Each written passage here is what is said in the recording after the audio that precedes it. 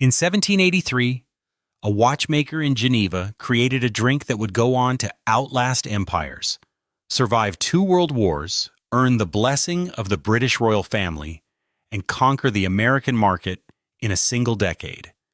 At its height, Schweppes was not merely a beverage. It was a civilization in a bottle. Walk into any upscale American bar in 1960 and you would find it there. The distinctive yellow label, the proud fountain logo, the glass sweating cold in someone's hand as they stirred their gin and tonic. Schweppes was the only name people asked for, not just a mixer, the standard by which every sparkling water, every tonic, every bubbly refreshment was judged. At its peak, the company employed tens of thousands across factories on multiple continents. Its American operation had grown so fast, so aggressively, that it threatened to swallow Canada dry whole. Yet between 1953 and 1962 alone, sales on American soil exploded by 517%. 517%. That is not growth. That is detonation. Then something changed. Not overnight, not with a single catastrophe, but slowly, like a tide going out, Schweppes began to lose its grip on the very market it had built. By 2021, a company that had not even existed in 2004, a small British startup called Fever Tree, stood atop the American tonic water market. Schweppes, the world's oldest soft drink brand, had been dethroned. So how does the company that invented carbonated water lose its own category? How does a 240-year-old empire become an afterthought? This is the story of 3 things. How one man's obsession with bubbles built the greatest beverage empire the world had ever seen, how an era of corporate greed and complacency rotted it from the inside, and why the name Schweppes, still printed on millions of cans every year, is now worn by a ghost of what it once was.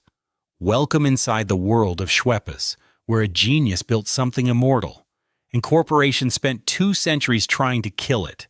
1740, Hessen, Germany. Johann Jacob Schweppe was born into a world that still regarded carbonated water as something close to witchcraft. Natural mineral springs were considered gifts from God, waters that bubbled from the earth and allegedly healed the sick. Wealthy Europeans traveled hundreds of miles to bathe in them, to drink them, to bottle them, and carry them home like sacred relics. The problem was simple. By the time the bottles arrived at their destinations, the gas was gone. The miracle had evaporated. Schweppe was not a scientist in any formal sense. He was a watchmaker by trade, a craftsman obsessed with precision, with mechanism, with the idea that if you could understand how something worked, you could replicate it. He had settled in Geneva, then a thriving republic of commerce and intellect. In his spare hours, he read everything he could find about carbonation, about gas, about the experiments of the English chemist Joseph Priestley, who in 1767 had discovered how to dissolve carbon dioxide into water. Priestley could do it in a laboratory. Schweppe wanted to do it at scale. By 1783, after years of trial and modification, Schweppe had constructed a machine capable of producing carbonated water on a commercial basis. His process was not just better than his competitors. It was fundamentally different. Now, where others could not maintain pressure long enough to bottle and transport the drink without losing its fizz, Schweppe had engineered a system that actually held the gas inside Tatpink. Customers called it lightning in a bottle. And for once, the metaphor was accurate. He founded the Schweppes Company in Geneva in 1783 to sell his carbonated water. His first customers were doctors and pharmacists who prescribed it for kidney complaints, indigestion, and exhaustion. You see, it was not yet a pleasure drink. It was medicine. It was technology dressed as refreshment. But Schweppe saw something others did not. He understood that people did not just want to feel better. They wanted to feel distinguished. And carbonated water, clear, sparkling, alive with bubbles, felt like the future. Then something happened that would change everything. A city on the other side of the English Channel offered him a much larger stage, and Schweppe, the watchmaker calculating the next precise move, packed his things and moved west. The empire was about to cross the water. 1792. London, England. The city was the financial and commercial capital of the world. It was also a city obsessed with refinement, with class, with the idea that what you consumed announced who you were. Walking into London in 1792 with a bottle of sparkling water was not like walking into London with a soft drink. And it was like walking in with a new kind of electricity. Schweppe established his English factory near the Thames and began producing carbonated water on a scale Geneva had never allowed. Competition was fierce almost immediately. Rivals attempted to copy his carbonation technique. One of his own former partners, a man named Nicholas Paul, defected and attempted to set up a competing operation. But Schweppe's process was more refined, his product more consistent, and his instinct for branding the Fragmentation, even before the word existed, was sharper than anyone else in the trade. In 1799, Schweppe sold a majority of his stake in the company and retired. He was nearly 60 years old. He had done what he set out to do. The business, however, kept his name. It would keep his name for over 2 centuries. Under new ownership through the early 19th century, the company expanded steadily. By 1820, Schweppes had offices in Bristol and was selling carbonated water bottled from the famous Hotwells spring. Then, in 1835, a year after the business was acquired by William Evil and John Kemp Welch, the company launched something it called Schweppes Aerated Lemonade, the world's first carbonated lemonade. It sold immediately. But the moment that would define Schweppes forever came in 1836. That year, the Duchess of Kent and a young princess named Victoria granted the company its first royal warrant. When Victoria became queen, the warrant carried the weight of the British crown itself. Schweppes was now not merely a company. It was a royal institution. The ultimate validation arrived in 1851, when Prince Albert selected Schweppe as the exclusive drink of the Great Exhibition held at the Crystal Palace in Hyde Park, London. The company paid £5,500 for the catering concession for, at the time, an eye-watering sum, but the fountain they erected there became so iconic that it remains on the Schweppes logo to this day. Millions of visitors drank Schweppes at that exhibition. Millions of visitors went home and told someone. The name was now everywhere. But royalty and prestige, no matter how real, can only carry a brand so far. The next test would come from the liquid itself. 1871, London. In the drawing rooms and colonial outposts of the British Empire, a particular suffering was routine.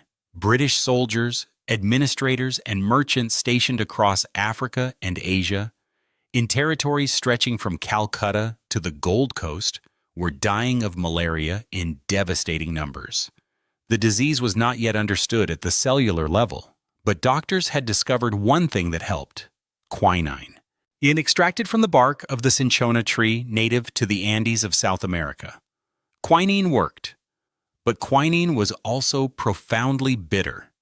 Mixed into wine or water and consumed straight, it was nearly intolerable. The British, being British, mixed it with something better. By the 1860s and 70s, a custom had developed in the colonies of mixing quinine with sparkling water, sugar, and occasionally gin, partly for the medicinal benefit, but partly because a drink that tasted of something was easier to stomach than one that tasted of medicine. Schweppes, always alert to where the market was moving, commercialized this combination in 1871. They called it tonic water.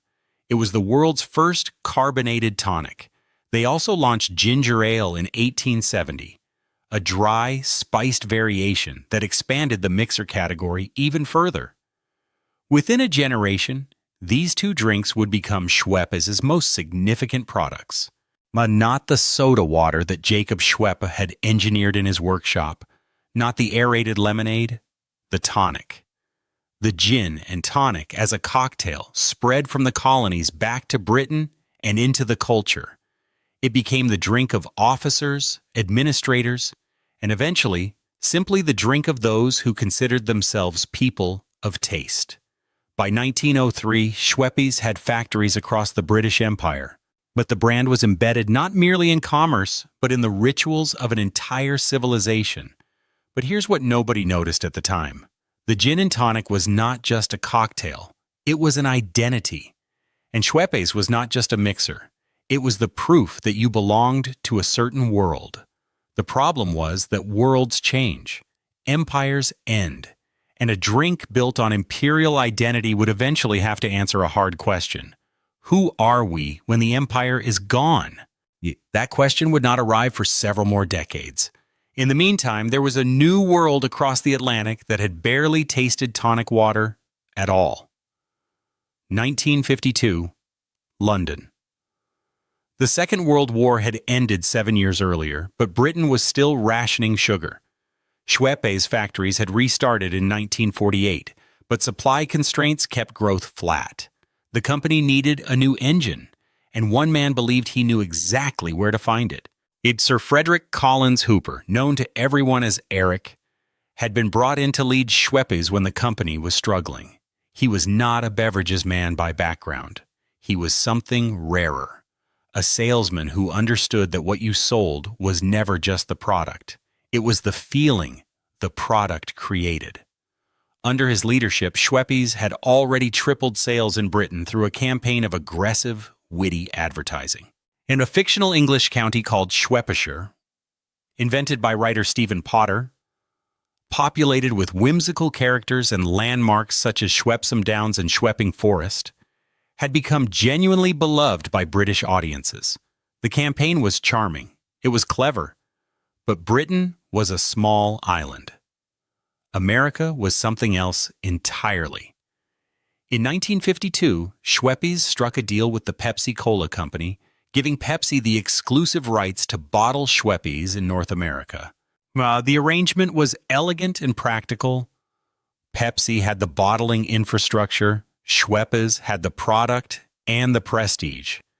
The deal allowed Schweppes to cut its price by 75%, from around 40 cents to approximately 15 cents for a 10-ounce bottle.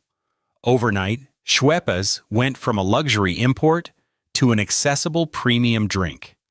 The following year, a man named Walter Edward Whitehead, Commander Whitehead, as he would become known, was appointed president of Schweppes' American operations.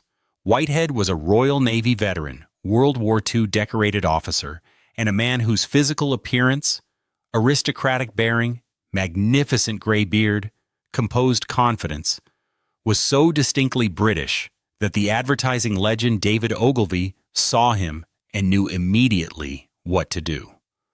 Ogilvy launched a print campaign featuring Commander Whitehead as the face of Schweppes in America. The ads were brilliant, not because they shouted, but because they whispered. They said, "This is what sophistication tastes like. This is what a certain kind of life tastes like." Between 1953 and 1962, Schweppes' American profits climbed from $756,000 to $4.8 million. Sales exploded by 517%. Commander Whitehead became the second most recognized Englishman in America. Young Winston Churchill was first, but the commander would not be there forever. And the question of what Schweppes stood for without him had barely been asked.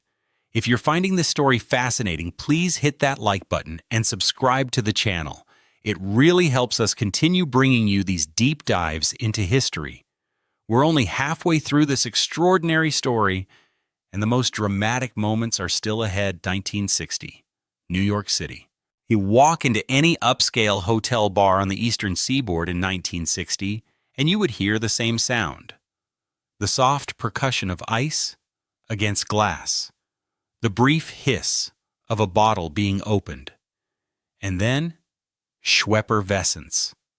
that distinctive, fine cascading bubble, a word that the St. Garland Advertising Agency had invented in 1946, and which Schweppes had eventually purchased the rights to for 150 pounds, had become the sound of a lifestyle. In America, no, the Commander Whitehead campaign was now in heavy rotation across national print publications. David Ogilvy's ads were elegant, restrained, and deeply aspirational. They did not depict ordinary people. They depicted people who knew what they wanted. The copy read like dispatches from a world where quality was self-evident. The photographs looked like something from an English country house, viewed through the most flattering possible light. In Britain, the Schweppes campaign was still running in parallel. 6 new advertisements per year, each one building the mythology of that whimsical fictional county where everyone drank Schweppes and nothing was ever less than perfectly effervescent. The campaign ran from 1951 until 1965 and never once showed the product itself.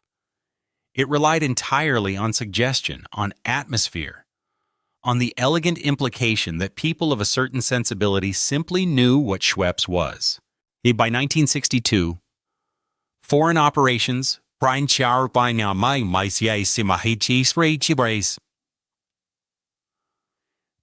the American market, accounted for 1/5 of Schweppes' total net sales. The company's annual profits had grown nearly 7-fold under Hooper's leadership in under a decade. The brand had a royal warrant. It had a fictional county. It had a bearded naval commander who had become more famous in America than most American celebrities. It had gin and tonic as a cultural institution. In 1963, comedian Benny Hill began appearing in Schweppes television commercials in Britain, expanding the brand's reach to more casual consumers without abandoning its premium positioning. The campaign was gentle, playful, and effective. Even English actor William Franklin's television spots, in which the sound of a bottle opening was heard before the voice murmured the phrase, "Shh, you know who?" became a piece of national culture. At this precise moment, Schweppes appeared untouchable. It had conquered Britain. It had conquered America. It had the royal family, a legendary advertising campaign, and an instantly recognizable name. But here's the thing about companies that appear untouchable. They tend to stop watching the door. 1969, London. For the previous decade, Schweppes had been watching its core mixer market in Britain plateau. The post-war boom in soft drink consumption had leveled off, and the company, aware that growth required new categories, had already made several acquisitions in food manufacturing, buying jam and jelly producers, including Hartley's, Morehouse, and Chivers in 1960, to diversify its revenue. The results had been mixed. By 1964, only Hartley's was generating a meaningful profit. Diversification into jam had not been the answer. Meanwhile, across London, and the Cadbury family had been building its own empire for nearly 150 years. John Cadbury had opened a grocery shop in Birmingham in 1824.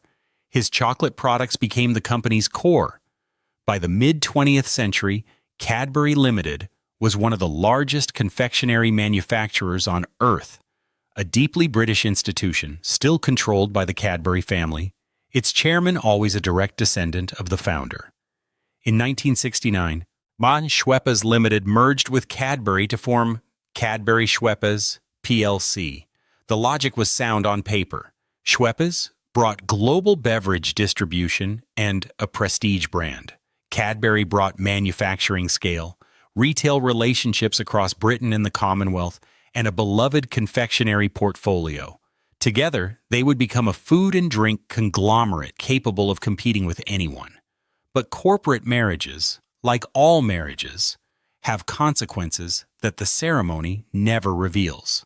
The first and most immediate consequence was cultural.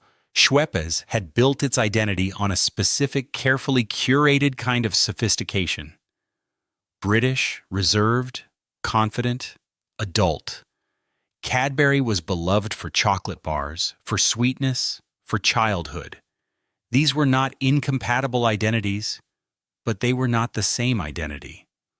Under combined management, the delicate psychology of the Schweppes brand began to blur at the edges. The second consequence was strategic. As Cadbury Schweppes grew through the 1970s and 80s, it accumulated more brands, more categories, more complexity. The Commander Whitehead campaign eventually wound down. The Schweppesher fictional universe was retired. The new parent company was focused on building a global food and beverage empire. Schweppes was one asset among many, not the crown jewel, a piece. Somewhere inside the corridors of Cadbury Schweppes plc, the Schweppes brand stopped being a mission and became a management problem. By the time anyone noticed what had been lost, an American beverage market was about to decide it wanted something different. 1993, Plano, Texas. By the early 1990s, Cadbury Schweppes had built one of the largest food and drink portfolios in the world. But its American beverage presence remained primarily premium and mixer-focused, yet the company lacked the cola infrastructure to compete directly with Coca-Cola and Pepsi. What it did have was cash, ambition, and a growing awareness that America's soft drink market was enormous, and that the third player in it, the non-cola category, was underserved by giants. In 1993, Cadbury Schweppes increased its stake in Dr. Pepper/7-Up companies, known in the industry as DPSU, to 25.9%. This was not an accident. Yes, Dr. Pepper was the third largest soft drink brand in America. 7-Up had significant distribution. Together, they represented exactly the kind of infrastructure Schweppes needed to expand its American footprint beyond the premium mixer shelf. 2 years later, in 1995, Cadbury Schweppes moved again, acquiring the full 45% it did not yet own, taking majority control of DPSU in a deal worth $1.7 billion. Then in 1999, the company acquired the Dr. Pepper/7-Up bottling group. By 2006, Cadbury Schweppes had bought out the Carlyle Group's remaining 53% share, absorbing all of DPSU's assets, including Mott's Beverages and Snapple, into what was now called Cadbury Schweppes America's Beverages. The portfolio was staggering. Dr. Pepper, 7-Up, Snapple, A&W, Canada Dry, Mott's, and Schweppes itself, all under one roof, one management team, one corporate strategy aimed at squeezing margin from each brand across the American market. The problem was becoming visible, not in the profit columns, not yet, but in the brand itself. Schweppes, once a product so precisely positioned that Commander Whitehead had made it second only to Churchill in British name recognition across America, was now one item in a catalog. Its marketing budget competed with Dr. Pepper's. Its shelf space competed with Canada Dry. Now its identity, the thing that had made it culturally irreplaceable, had no dedicated team, no specific champion, no Commander Whitehead fighting for its soul in every meeting. Then something happened that nobody in Plano, Texas was paying attention to. In a small office in London, two men were about to ask a very simple question. Why is the best gin in the world mixed with the worst tonic water? 2008, London and Plano, Texas. The decision had been building for years. Yet by 2007, the market had made it clear that the dual identity of Cadbury Schweppes plc, part candy empire, part beverage conglomerate, was not efficient, not focused, and not serving shareholders as well as two separate, dedicated companies might. In November 2007, the company announced it would take its beverages unit public. On the 5th of May, 2008, the demerger was completed. Cadbury Schweppes split into two distinct entities. Schweppes, the confectionery division, chocolate, sweets, gum, would trade as Cadbury plc, eventually to be acquired by Mondelez International. The beverage division, incorporating all the American soft drink brands accumulated over the previous 15 years, would trade on the New York Stock Exchange under the ticker DPS as Dr. Pepper Snapple Group. Schweppes was in the beverage group, which meant Schweppes was now a brand inside Dr. Pepper Snapple Group, headquartered in Plano, Texas, managed by executives whose primary focus was Dr. Pepper. Dr. Pepper, long the third largest soft drink in America, fighting its way upward against Pepsi and Coca-Cola with limited resources and maximum energy. Outside North America, the Coca-Cola Company had already acquired the Schweppes brand for approximately $1.85 billion in 1999, securing rights across most of Europe and more than 150 other countries. In Australia, the Asahi Group bought Schweppes Australia from Cadbury in 2008 for $1.2 billion. In several European markets, the brand eventually came under Suntory's management. The world's oldest soft drink brand was now legally divided among 4 different corporate owners, each operating independently, each adapting the formula to local taste preferences, each running different marketing strategies with no coordination, no unified vision, and no single custodian responsible for what Schweppes meant as a brand. One company still owned it in America, but they were thinking about Dr. Pepper. They were thinking about Snapple. They were thinking about A&W and Canada Dry. Schweppes was on the shelf, literally, quietly filling orders, getting the job done. Meanwhile, a very small company with a very long name, Fever Tree Limited, had just been founded in London by 2 men who were absolutely furious about the quality of tonic water. In 2004, London. Charles Rolls and Timothy Warrilow had identified what they considered the defining absurdity of the modern bar. A premium gin, something that might cost 30, 40, 50 pounds a bottle, was routinely diluted with cheap, artificially sweetened tonic water, whose primary ingredient list included high-fructose corn syrup and synthetic flavoring agents. The best distilleries in Scotland and England were producing gins of extraordinary botanical complexity, and then the tonic water was destroying them. Schweppes, in America, was being produced at this time using high-fructose corn syrup. It was cheap to produce, broadly available, and perfectly adequate for a market that had not yet been offered anything better. The same was largely true in Britain. The tonic water category had not seen meaningful innovation in decades. It had not needed to. There was no challenger. Schweppes had the category almost entirely to itself. Rolls and Warrilow launched Fever Tree in 2004, named for the fever tree, another name for the cinchona tree from whose bark quinine is derived. The product was made with natural ingredients, spring water, cane sugar, and quinine extracted from the fever trees of the Democratic Republic of Congo. There was no high-fructose corn syrup, no artificial flavoring. The price point was 3 to 4 times higher than Schweppes. At first, nobody outside of a small circle of premium gin bars noticed. Then something shifted. The global gin renaissance of the late 2000s, driven by craft distilleries, cocktail culture, and a growing consumer appetite for authenticity and ingredient transparency, created exactly the market Fever Tree had been waiting for. If someone was spending $40 on a bottle of Hendrick's gin, they were suddenly very interested in what they were mixing it with. By 2010, the Fever Tree had captured approximately 75% of the UK premium mixer category by market share. By 2016, it had done the unthinkable. It overtook Schweppes as the leading tonic water brand in UK retail sales by value. By the end of 2021, it overtook Schweppes in the United States, capturing 26% of the American retail tonic water market to Schweppes' 25%. Schweppes had been number 1 in tonic water for nearly 150 years.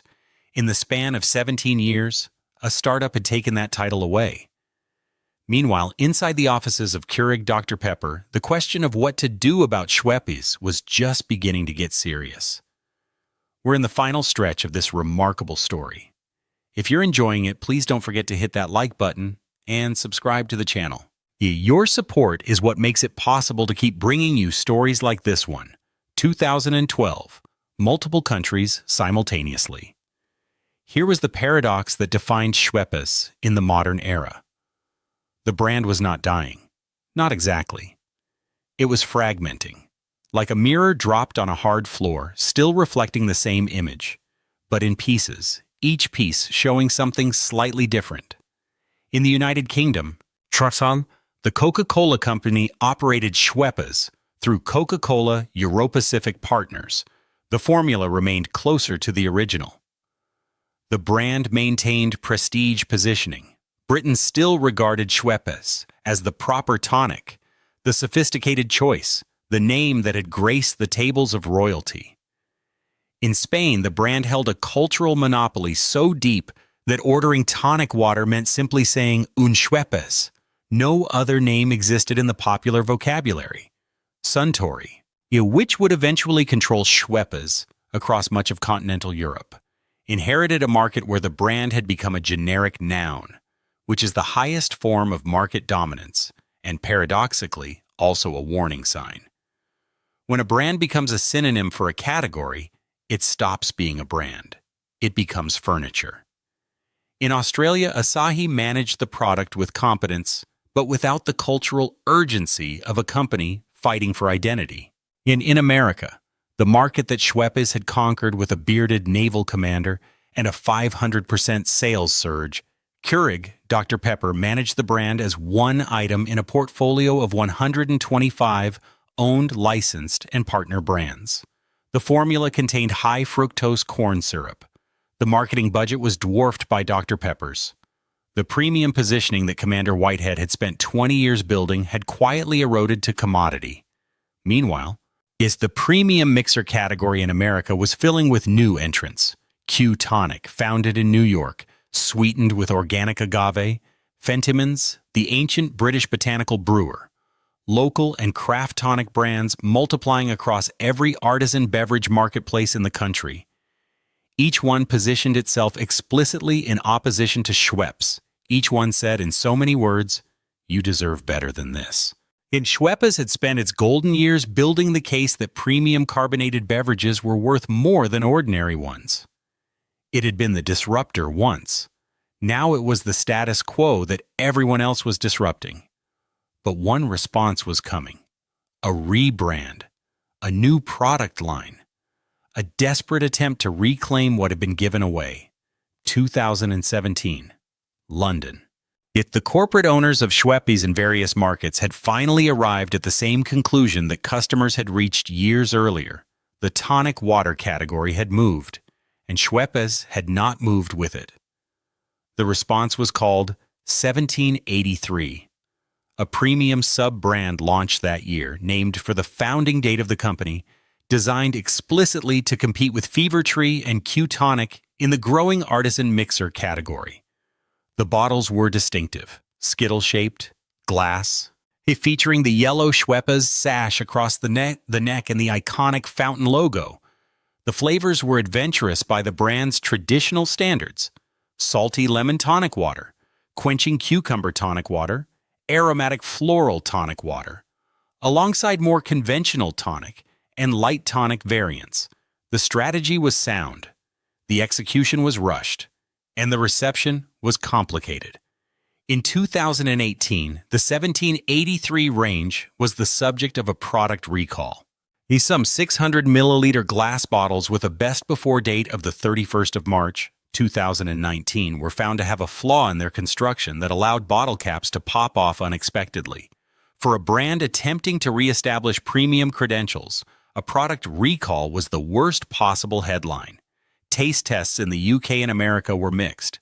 The critics noted that the 1783 light tonic had an artificial perfumed quality that sat uncomfortably with premium gin. Others found the regular 1783 tonic pleasant, but not notably superior to Fever Tree's already dominant offerings. The launch had the quality of a company waking up late to a party and arriving in its best clothes, only to find the crowd had already formed its loyalties. The 19-year Head Start Fever-Tree had an establishing premium credibility, built not through rebranding but through founding identity, was not something that could be overcome in a product cycle or two. Brand authority does not transfer backward. You cannot announce that you are premium after decades of positioning as mass market and expect the market to simply agree. Here's the thing. The 1783 line was not without merit. Some tasters preferred it.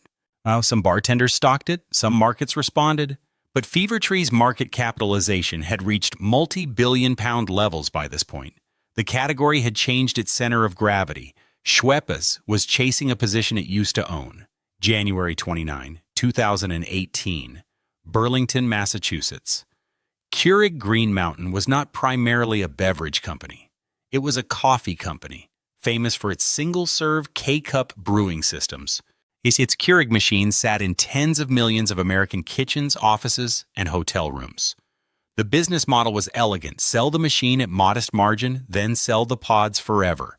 It was a business built around convenience, around the idea that Americans wanted their morning coffee quickly and without fuss.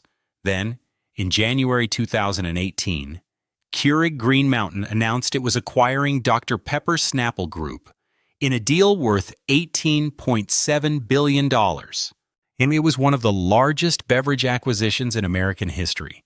The combined company, trading publicly as Keurig Dr. Pepper under the ticker KDP, became the third largest beverage company in North America by volume. The combined annual revenue exceeded $11 billion. Schweppes came along for the ride. Again, the merger made perfect corporate sense. Keurig had distribution infrastructure and a customer base skewed toward home consumption. Dr. Pepper Snapple had carbonated soft drinks, mixers, and a vast retail relationship network. Together, they could sell coffee to people in the morning and sodas in the afternoon. But Schweppes, inside this new entity, was even further removed from its identity than it had been before. Keurig Dr. Pepper managed 125 brands across coffee, carbonated soft drinks, water, juice, and mixers. Dr.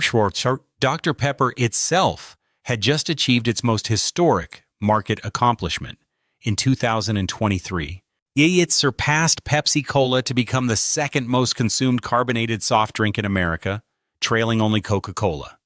The company celebrated. Meanwhile, Schweppes was third on the shelf in the mixer aisle, losing ground to Fever-Tree in tonic water, competing with its own stablemate Canada Dry in ginger ale, and managing without a meaningful, dedicated marketing push or a coherent brand narrative.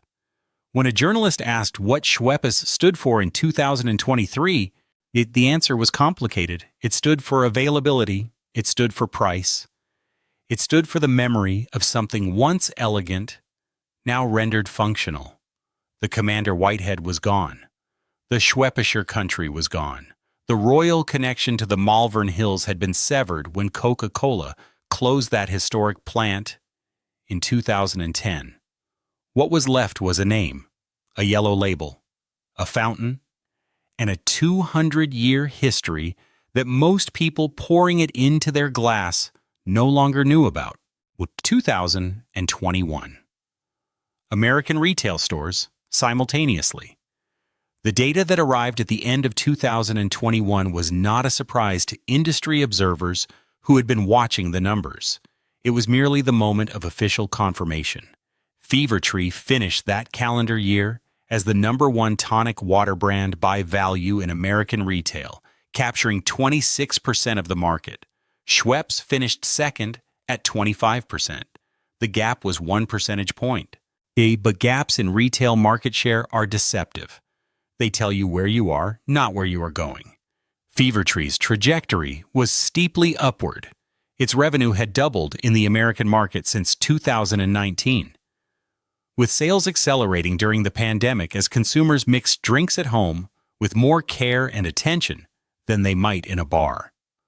The premium mixer category was not a fad. It was a structural shift in how American consumers thought about what they put in their glass. Yet Schweppes' trajectory was flat to declining in tonic water specifically. Its ginger ale remained strong, a broader, less contested category. Its club soda continued to sell in volume, but tonic water, the product it had invented in 1871, the category it had built from nothing, the drink that had given the gin and tonic to the world, that category now belonged to someone else. Industry analysts noted several things. The Schweppes formula in America, sweetened with high fructose corn syrup, designed for mass production at minimum cost, was suited to the checkout line, not the cocktail glass. The brand's identity had become so diffuse across its various corporate owners that consumers no longer had a clear sense of what it stood for. Ask someone today who makes Schweppes in America, and most will not know. It is one of the most widely distributed tonic water brands in the country. And yet it exists. It's in many ways as a ghost, present everywhere, known by name, but no longer understood. In Spain, they still say un Schweppes when they want tonic water. That is the last great monument to the brand's century of dominance. Not market share, not a compelling campaign, a habit so old it has become a reflex. The name endures. The empire that once created the carbonated beverage industry earned a royal warrant and turned a bearded naval officer into America's most recognized Englishman. That empire lives on only in echoes. Something remarkable had been squandered, and the question of whether it could be recovered had no easy answer. Go to a supermarket today, any supermarket in any American city, and you will find Schweppes on the shelf, the yellow label, the fountain logo, unchanged since 1851. The same name that Johann Jacob Schweppe gave his company in Geneva in 1783. It is there. It is available. It is affordable. If you read the ingredient list, you will find high fructose corn syrup and natural flavors. If you look at the price tag, you will find it cheaper than Fever Tree, cheaper than Q-Tonic, cheaper than a dozen premium competitors that did not exist 20 years ago. If you ask the person next to you in the aisle whether they know who makes it, most will not. This is the story that Schweppes leaves behind. And there are things in it worth sitting with. The first is what happens when identity becomes invisible. Schweppes spent the first half of its American life building one of the most precise and powerful brand identities in beverage history. Commander Whitehead, Schweppe, the implicit promise of a sophisticated world made more enjoyable by what was in your glass. Then it allowed that identity to be dissolved across a series of mergers, acquisitions, and portfolio expansions until nothing of it remained in the culture. A brand without identity is not a brand. It is a label, and labels are easily replaced. The second is what happens when the pioneer stops innovating. Schweppes invented carbonated water commercially. It created tonic water. It invented the first carbonated lemonade. It was the first major sponsor of a global public event. With every category it touched, it transformed. And then, in the category it had built, premium tonic water for discerning consumers, it stopped moving. It watched Fever Tree redefine the category with nothing more than better ingredients and a coherent story about why those ingredients mattered. Innovation belongs to whoever wants it most at any given moment.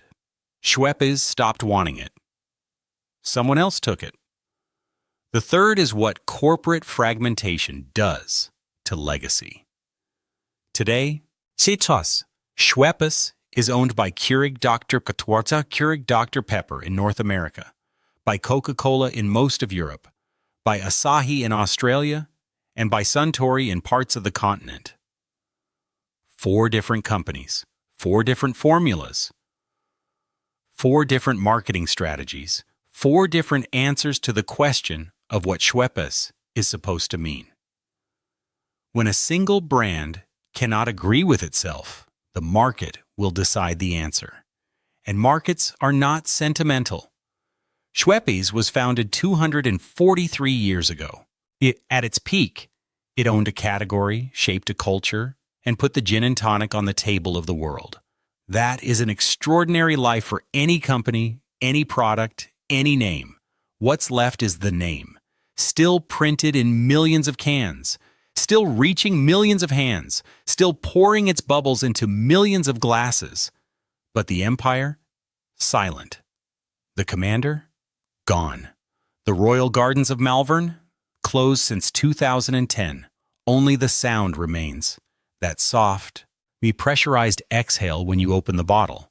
The sound of something that was once magnificent reminding you quietly that it is still here.